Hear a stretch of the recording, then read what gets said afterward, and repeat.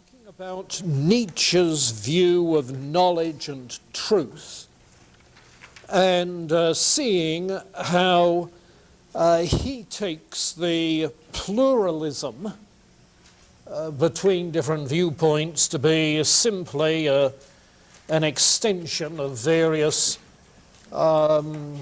underlying emotional tendencies, ultimately reducible to the will to power in varying degrees, and that it's this Nietzschean approach which is one of the major influences shaping the contemporary postmodernism, and for that matter the pluralism of our day. And as we were trying to get some acquaintance with phenomenology, and particularly Husserl, we were noting that his concern is precisely this lack of any firm foundation for the sciences, mathematics, logic, any other kind of human knowledge.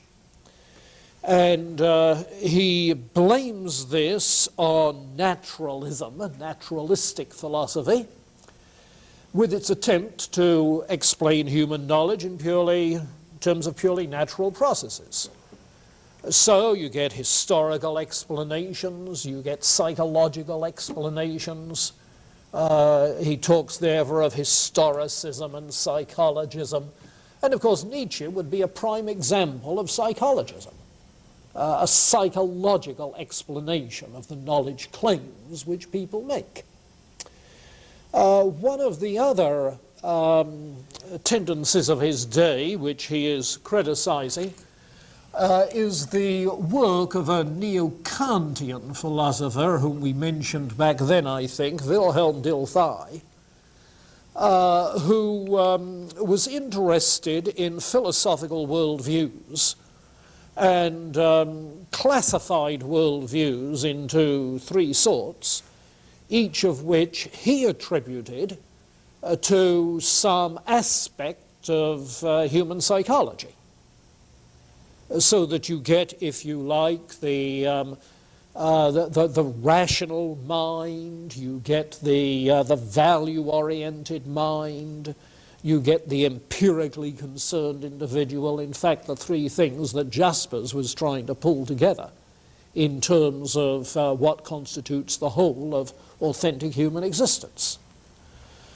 Well, what Husserl does is to see in this another kind of naturalistic explanation, in which, while he's grounding worldviews in the human spirit, it's really in the human spirit understood simply in terms of certain psychological types, and how you're going to overcome the relativism if that's the case. In other words, what Husserl is after is not just new foundations of new foundationalism, but a universal foundation, something that isn't just an account of differences because of different psychological types, as in Nietzsche and Dilthey, but rather something about the universal structure of the human self, by virtue of which there is a universal foundation. That's what he's after. Now, one of the complaints that he has in this same context is that the subject-object dichotomy,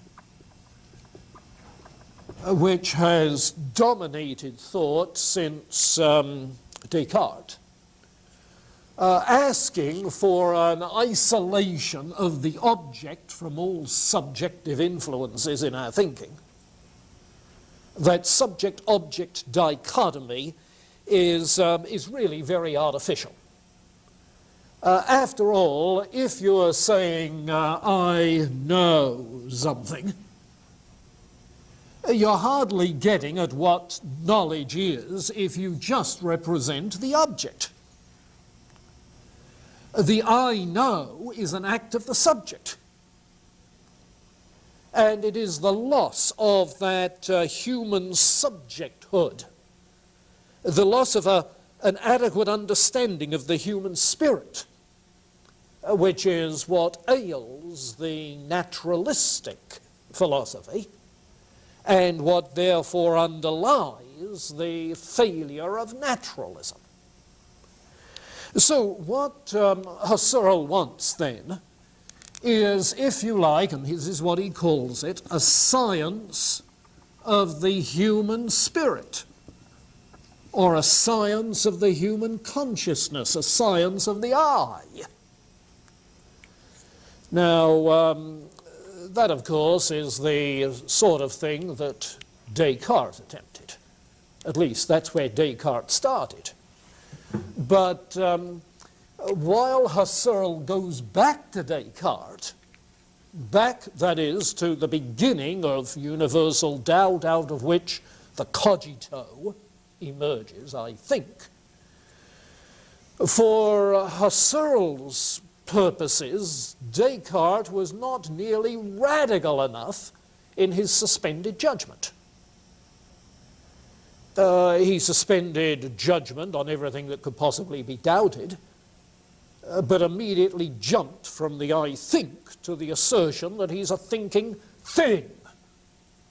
And with that very brief nod of recognition, he leaves the human subject altogether, and has really not examined what is universal about human consciousness, the I in the I know.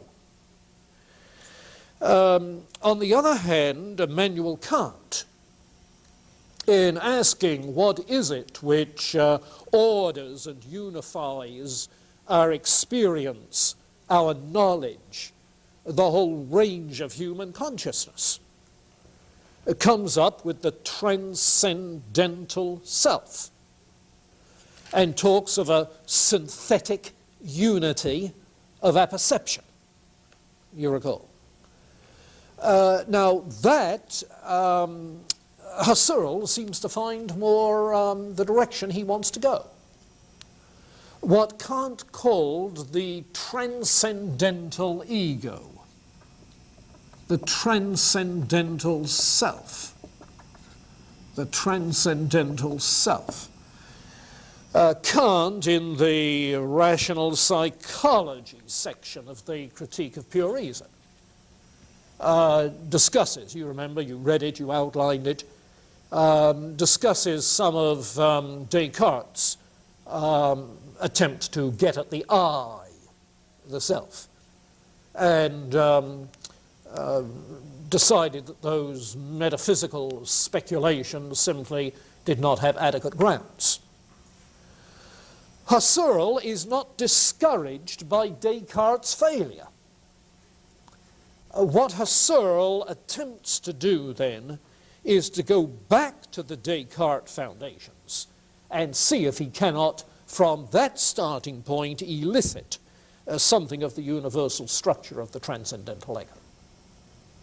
So, that brings us down to the need for a more radical starting point.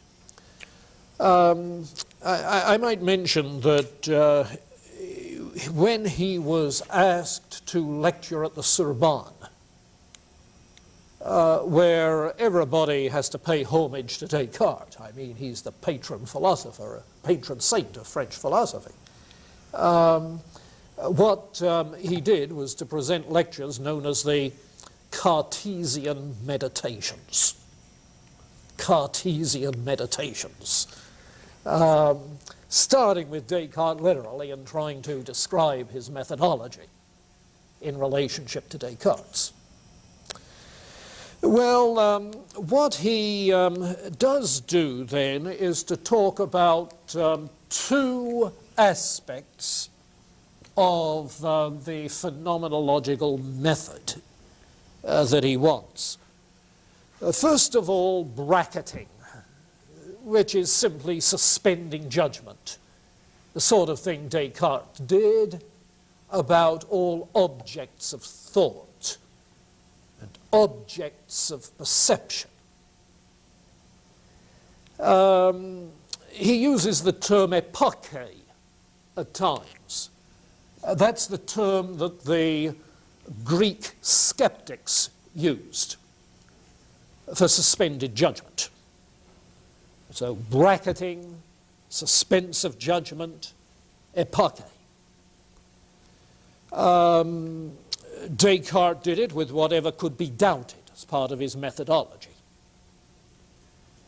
Husserl isn't doubting the existence of objects when he brackets them.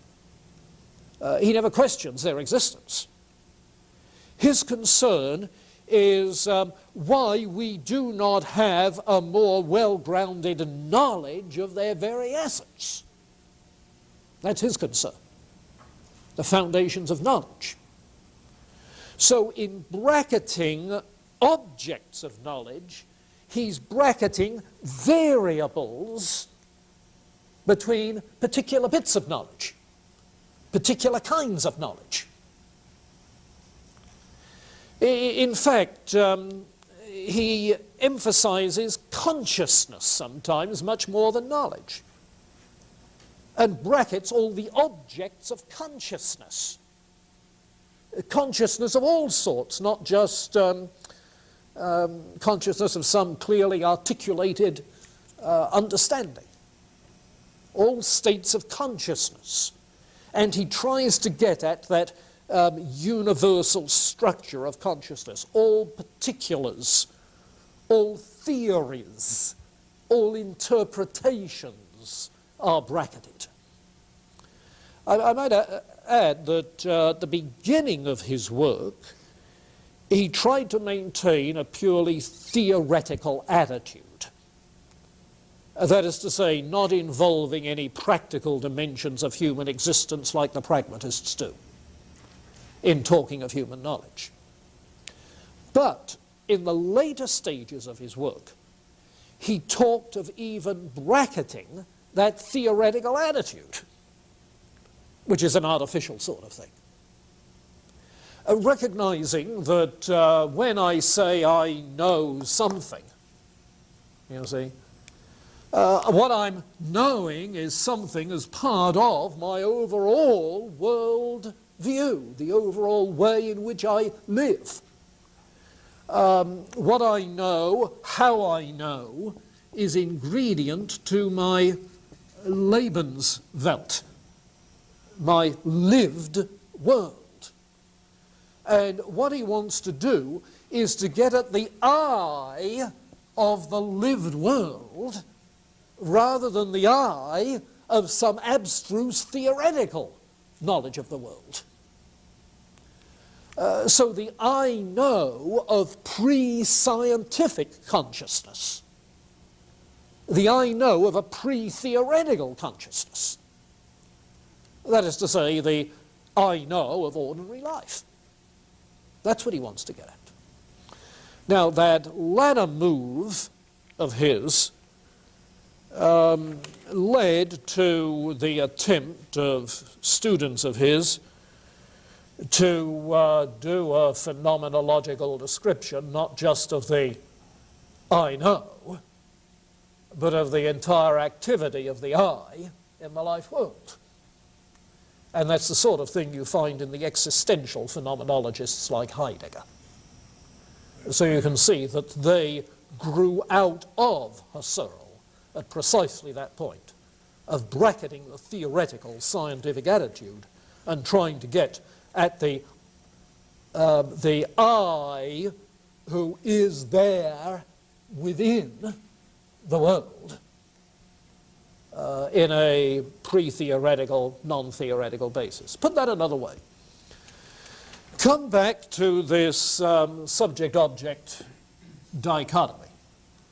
The naturalist ignores subjectivity in Husserl's sense and focuses simply on the object, giving objective scientific accounts. of how that knowledge is possible. It would be a mistake, on the other hand, to bracket out the object and just concentrate on the subject in some sort of introspective fashion.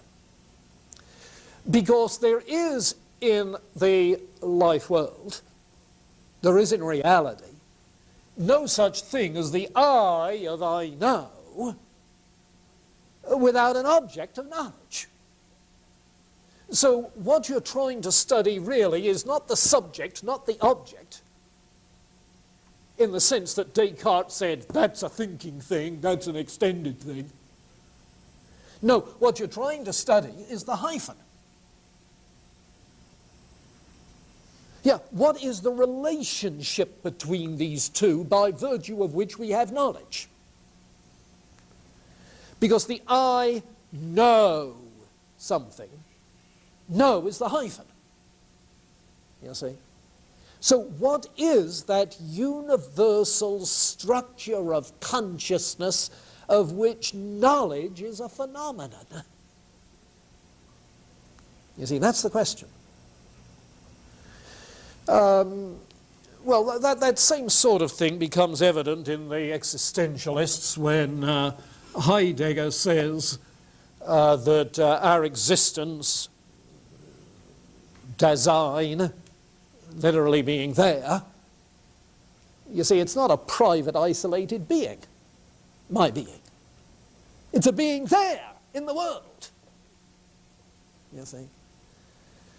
And the same is true in Sartre's well-known statement that we're cast into a world not of our own making. There's a being in the world. That's the very nature of human existence. That inness, being in the world. So the mistake then of Descartes was not only that he was not radical enough in his doubt, in his bracketing, didn't go back far enough, but it was also that he conceived of the I as a separated I. That is to say, I'm an I whether or not there's a world, you see. And he didn't know there was a real world until medication 6. For all that time, he may be working just an I. Well, meditation 3, it's I and God, you see. But he really has no basis for arguing other finite selves until meditation 6, and you've got a body. And hence some analogous reading in terms of my mind-body relationship and yours. Well, it's a very artificial kind of rule. And what Husserl is after is an understanding of the I as it is concretely. The theoretical attitude of Descartes has to be bracketed. You cannot abstract the I from its concrete relationships. Well then, what are we going to say about the hyphen? A little thing like a hyphen. And the main thing that Husserl emphasizes, and this is often regarded as his great discovery, the one thing is the intentionality of consciousness. The intentionality of consciousness. Now, keep in mind the term intentionality as it was used in the late medievals. It has to do with the conscious external reference which the mind has in knowing something. Perception, knowledge, other states of consciousness are teleological acts. Acts oriented towards an object. Now, Descartes gives us the image of consciousness as simply entertaining ideas within the mind. And that representational view leaves wide open whether there are any objects the ideas are about. You see. Whereas what Husserl is saying is one of the universal features, part of the very essence of human consciousness, is that it's always consciousness of. Consciousness of, an idea of, knowing that. It's always reference to it. It's directional. That's true even in memory. You're referring back. Anticipation. Referring on to the future. Thinking of some absent member of the class. Reference to him. There's always that. Sometimes it's a reflexive act. Thinking on that thought, you see.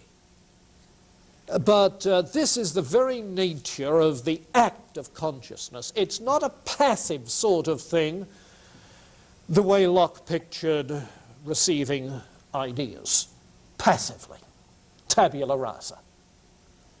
But it's an active sort of thing. And this is his debt to Kant, you see. Kant introduced the notion of the self, the conscious self, as an active kind of knower that actually contributes to experience forms that unify it temporally, spatially, and then categories that unify the understanding beyond the experience.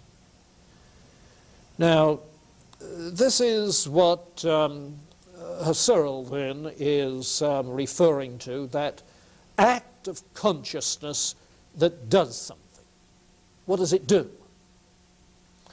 And the language that is used here for describing what intentionality does ranges various things.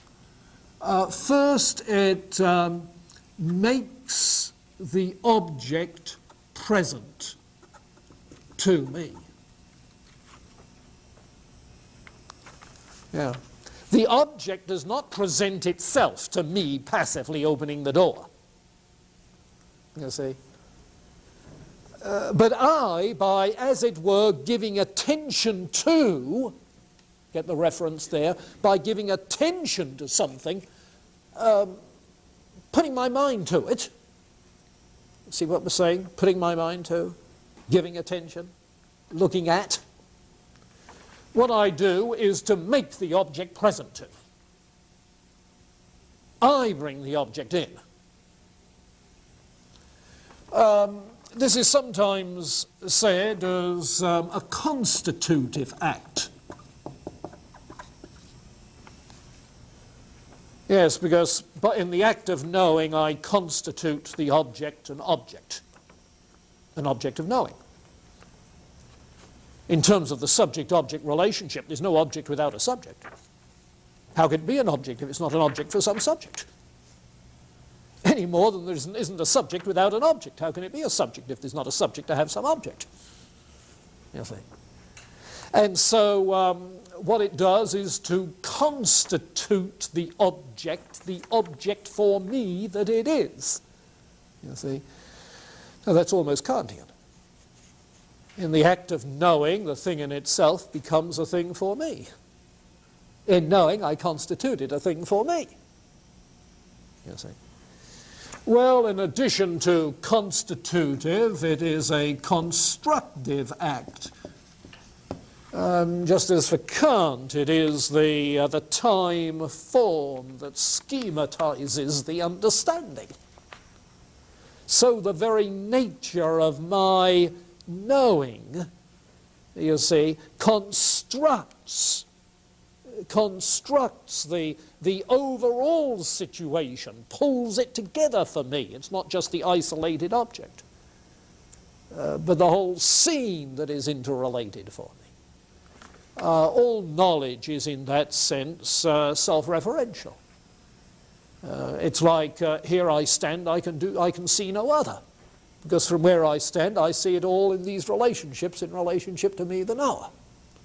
Whereas from your perspective, it might be different, but it's constructive. By the same token, it is a meaning-giving act. It's a meaning-giving act. It's not so much Husserl who uses this phrase, I think, but some of the later writers. The underlying assumption here is that whatever else the act of knowing does, in seeing it as the object for me, I give it meaning for me. And in that sense, I give it meaning.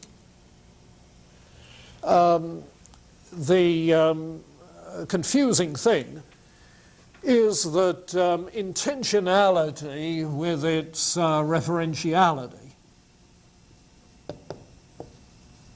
is itself sometimes called the act of meaning, simply because our word meaning is ambiguous. Because if I mean something, what do I mean when I say, it's you I mean, but it's you I'm referring to, it's you I intend in what I'm saying. So one sense of meaning has to do with referentiality, intentionality. The other sense of meaning is, more the existential thing of giving meaning to something that's meaningless, or giving it to it a certain meaning that it's going to have for me. So in the more existential phenomenology, you find that notion of the meaning-giving. In any case, it's the notion of ordering the objects, ordering the world. Consciousness is not passive, but active. Consciousness is not representational, carrying mental pictures of what's out there. It's not representational, it's constitutive. The ideas that I have about something constitute it as that for me. You see, it's not just representational, copy theory. So intentionality then is the key to the whole thing. If you read much about Husserl, you soon discover that he spent most of his energies trying to develop the method and left other people to use it. That may be an overgeneralization. He does do, for instance, a phenomenology of time consciousness. Time consciousness. And time is no ordinary object of thought. Anything post-Kantian. Because if time is the unifying form of all consciousness, it's the form, you remember, of the internal sense. But even our ideas of the external sense are known to us in the internal sense, and so they are time organized as well. So the whole world for me is time organized.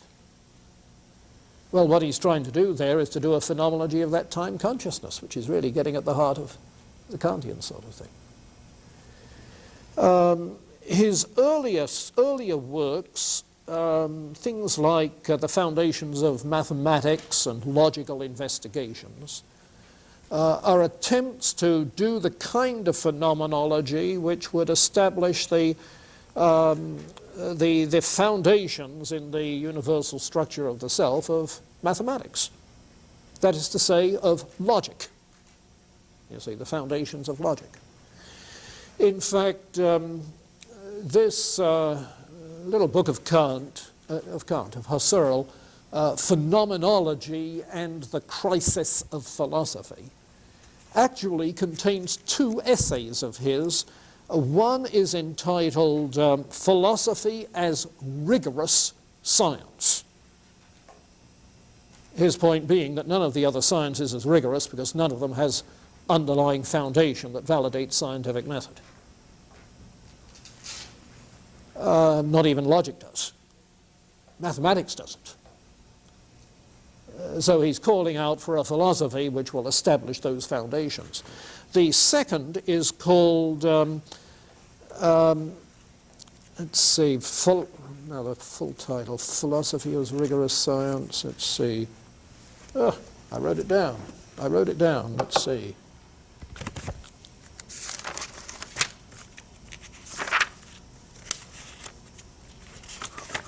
Yeah, The Crisis of European Science and Transcendental Phenomenology. Now you can see what he's after there. The crisis, no adequate foundations. The whole thing's in danger of getting relativized.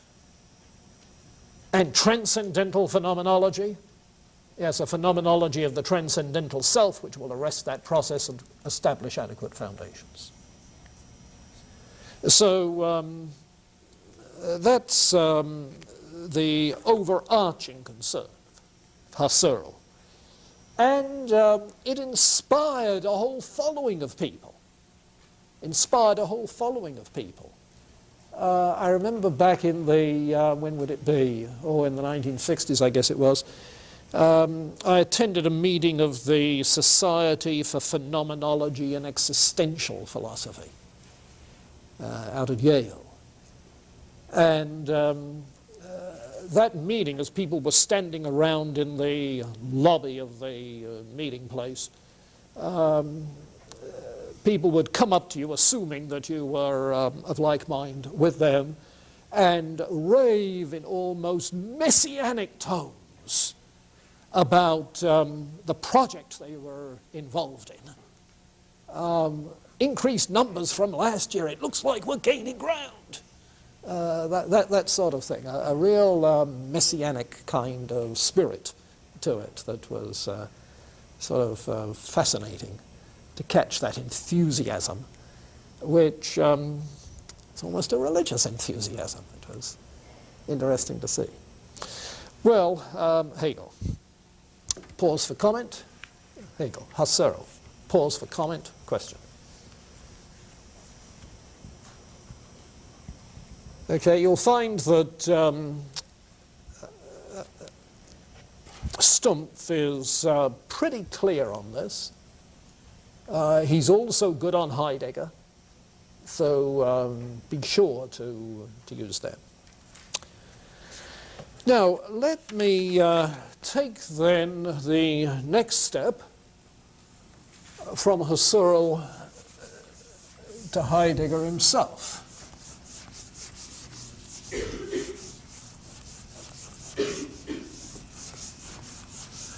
And here in Heidegger, you have not transcendental phenomenology, phenomenology of the transcendental self, but existential phenomenology, phenomenology of existence. Heidegger's no longer concerned to establish a new kind of foundationalism. That's not his project.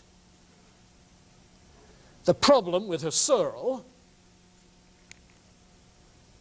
is that that process of bracketing is never completed. So that you simply cannot strip the transcendental self bare of the evidence of this, that, or the other kind of object of knowing, and catch it, as it were, in its bareness. It's as if Heidegger is saying to Husserl what Hume said to Descartes or Locke, who had talked about having a notion of a substantive soul, even over and above all of the particular ideas of sensation and reflection and everything else of which we're immediately aware. To which Hume replied, I never catch myself without some idea. You see. Well, it's as if Heidegger is saying the same to Husserl. You never catch the hyphen without the object. You see, you never catch the intentional state, bare, unclothed with objects. And so he has to part company with Heidegger's optimism about a method of establishing some rigorous foundation, new foundationalism. Incidentally, I think Heidegger's right in that.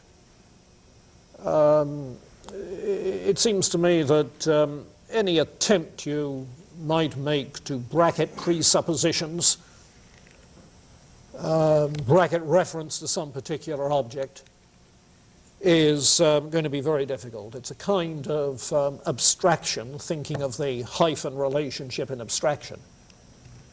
But the very nature of thinking abstractly, abstract ideas, is that it always takes off from particulars. And such particulars become symbols of something much greater than that, you see. So that the difficulty involved there is the difficulty in abstract thinking that does not have some point of reference which makes possible meaningful symbolic language.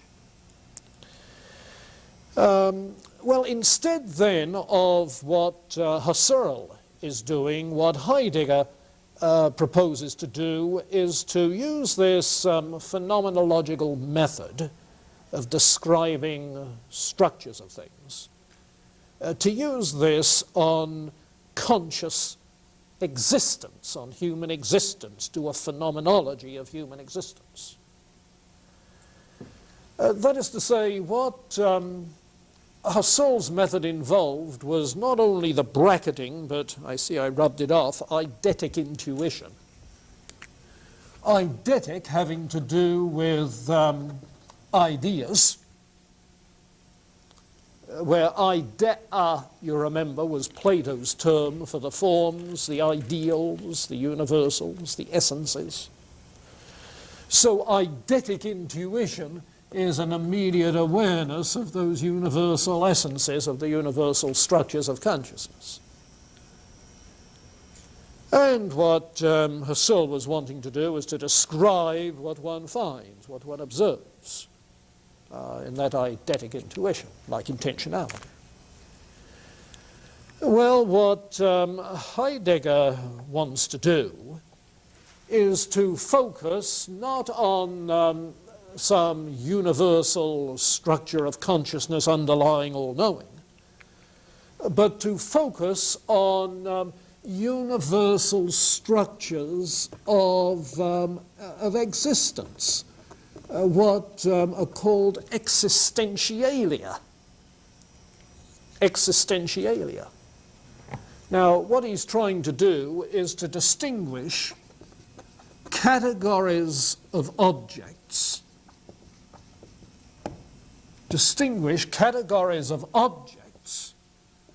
from the existential qualities of the human subject.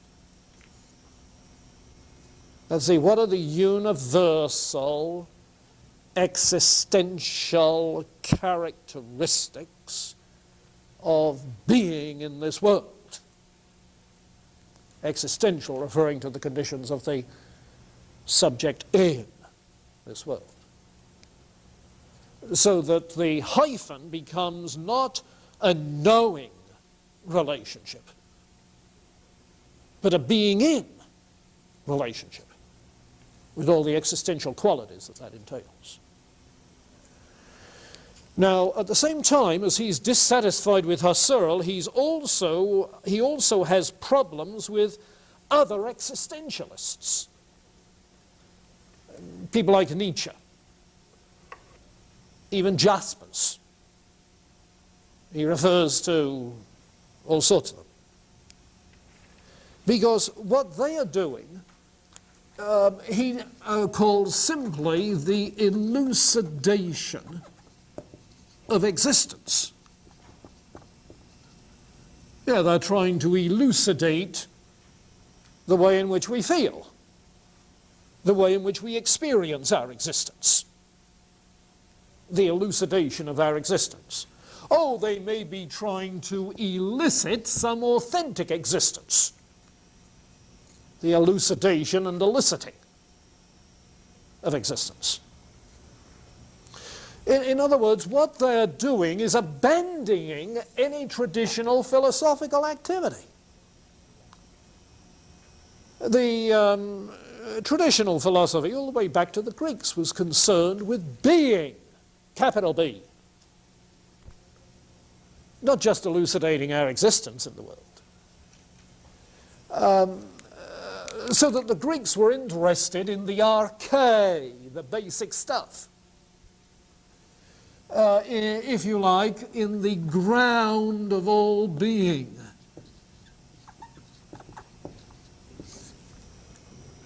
You see, in the ground of being. So what Heidegger wants to do is to look at our, oh, incidentally, this ground of all being is known as Sein, being itself, as distinct from being for me, being itself. And our existence, our being in the world, is Dasein. Okay.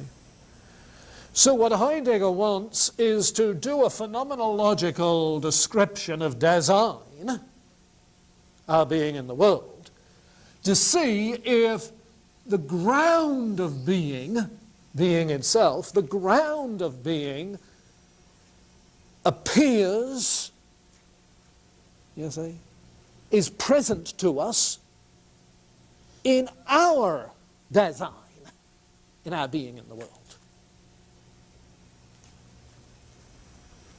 Can we gain then some understanding, some awareness of the ground of being from probing our own being in the world? For instance, he has, let's see, he has a piece called What is Metaphysics that was published in 1929. What is metaphysics? Where he says, of course, it's about Sein, being, rather than Dasein. And then he goes about asking questions that have existential moment. Why is there something rather than nothing? Good question. Why is there something rather than nothing? And he tries to capture the existential moment of that question. As if you are hanging over the edge of a cliff, a bottomless precipice, and on the edge of nothingness are asking, why is there something rather than nothing? In other words, how can I be on this verge of nothingness? Can I ever survive? You see. So looking through the existential, what? Dread, terror, anguish, to ask what it uncovers.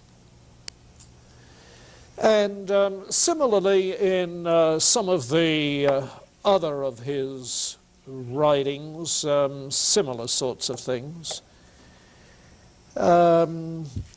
But his major work, published in 1927, is called Being and Time. Notice how significant the title is. You see, being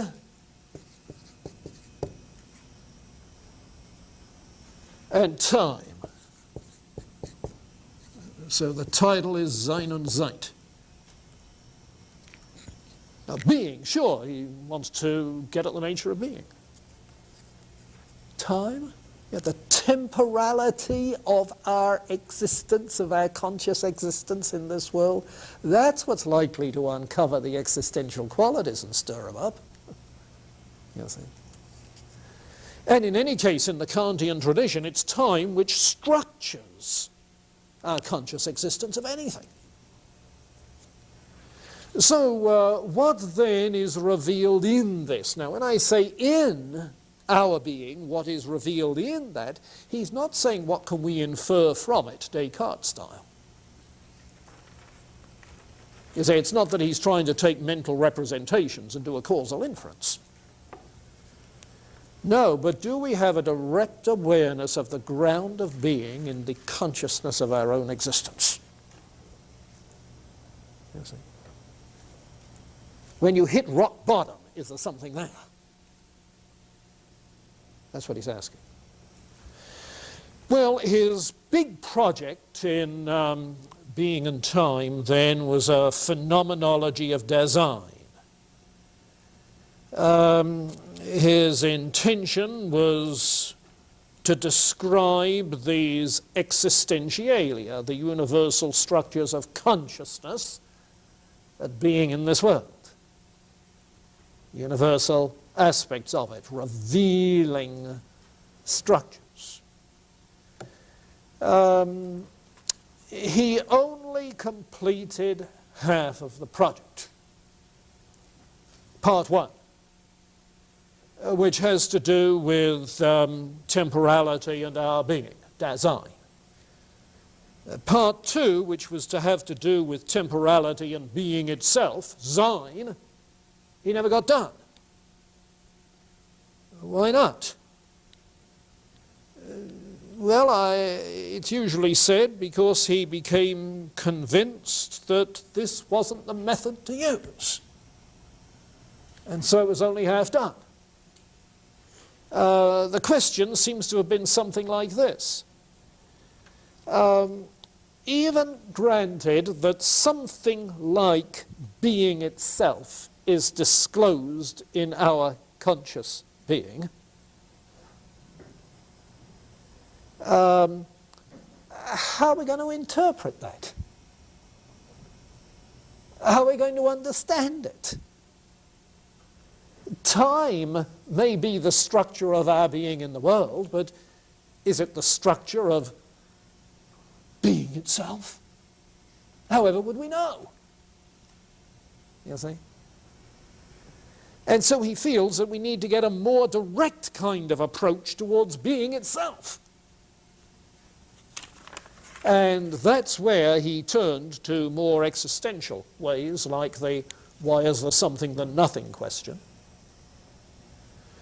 or to going back to all pre-scientific and pre-philosophical vocabulary to early Greek before the rise of philosophy to see if there's something that shows itself in the language of the early Greeks.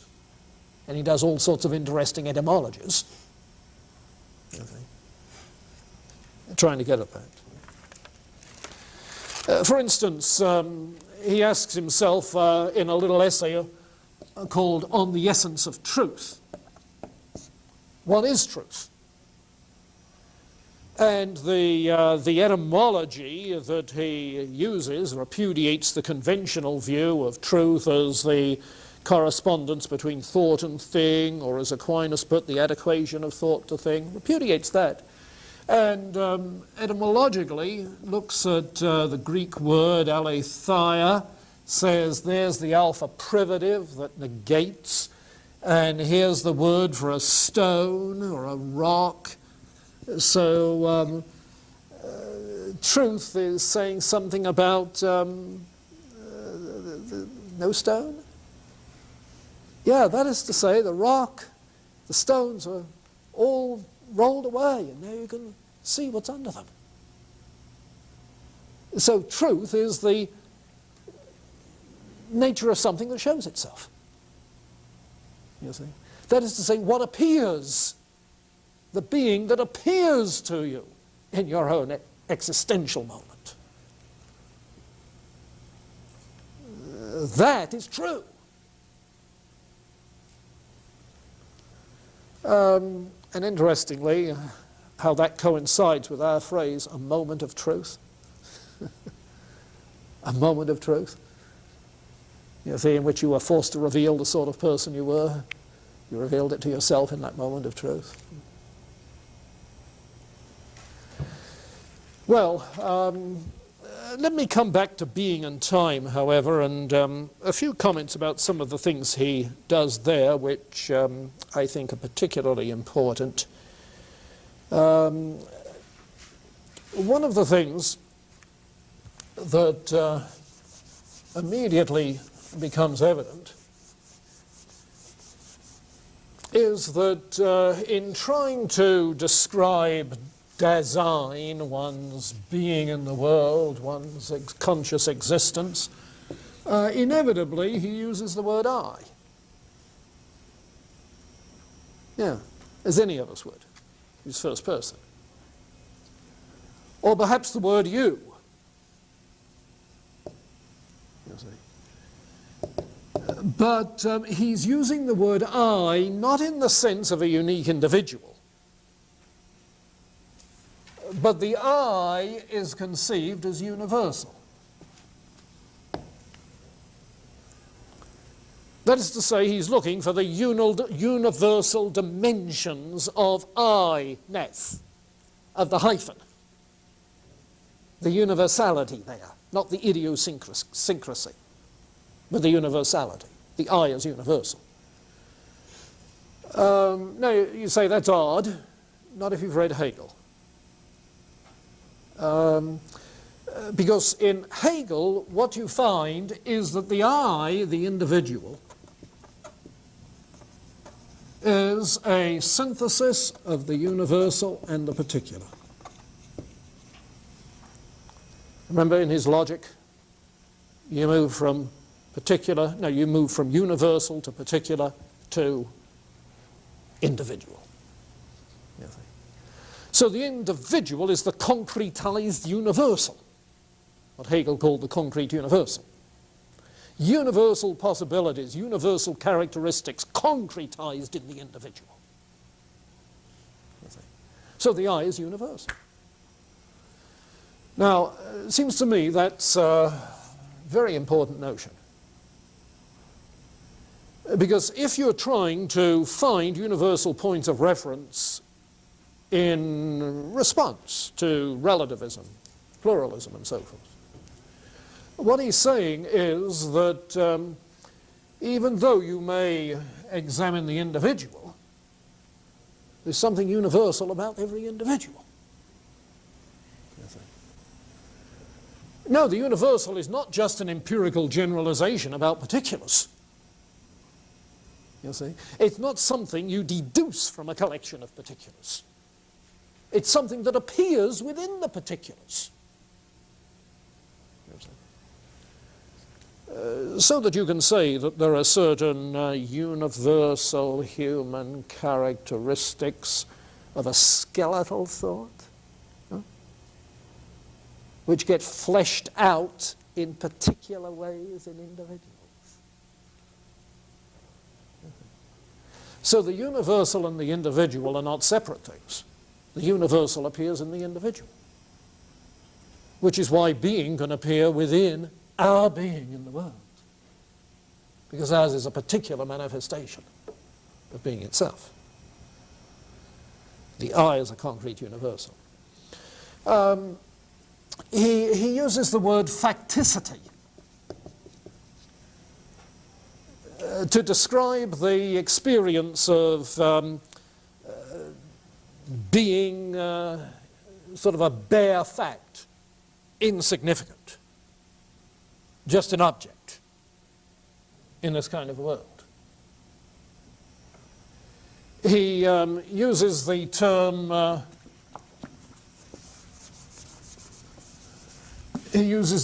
Vorhandensein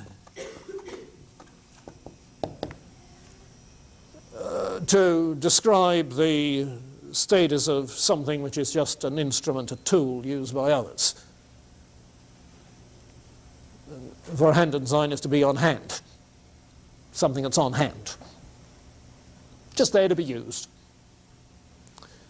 And obviously for human existence, they are very inauthentic kinds of existence.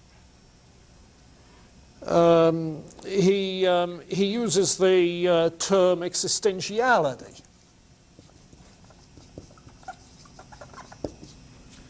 to refer to the possibilities inherent in human existence. Possibilities inherent in human existence. The freedom to be.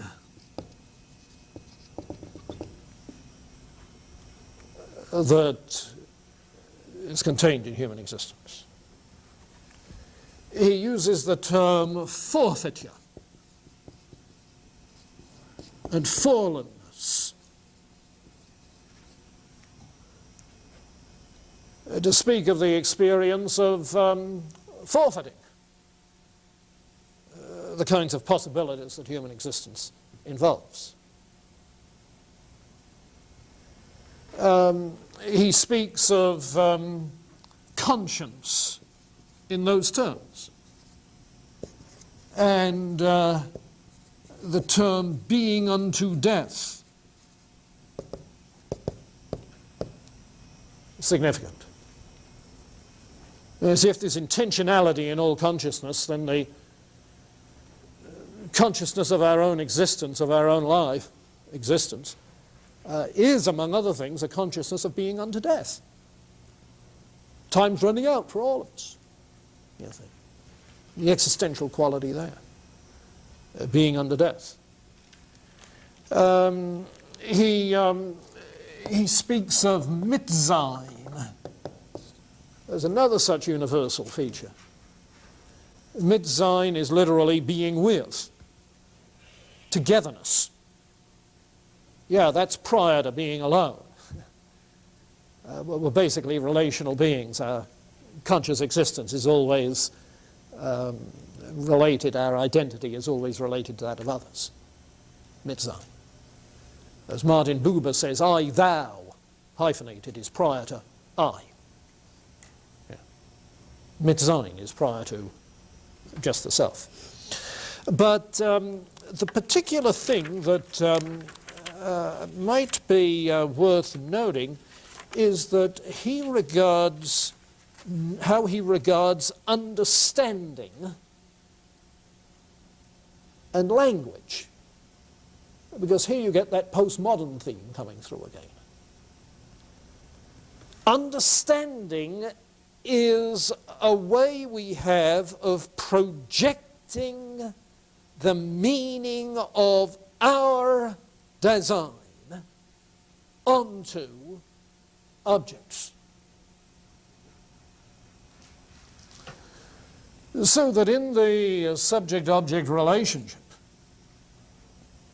to say that I understand an object is to say, I am making that in my own image. I'm making it an object for me. I project my meaning onto it. And for that reason, both knowing and uses of language are simply modes of being in the world.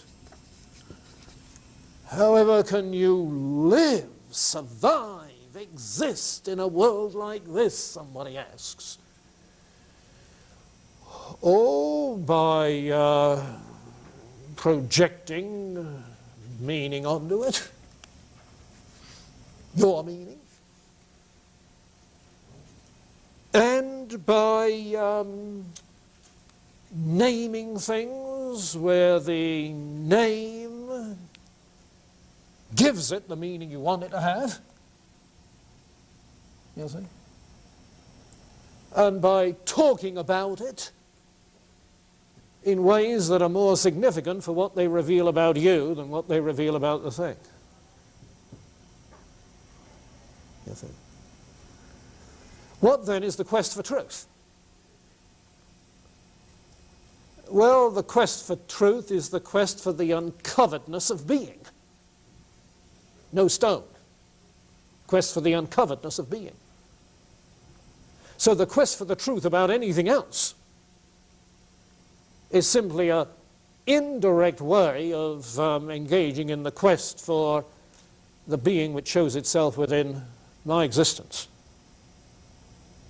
in how I can ever exist in a world like this. You see.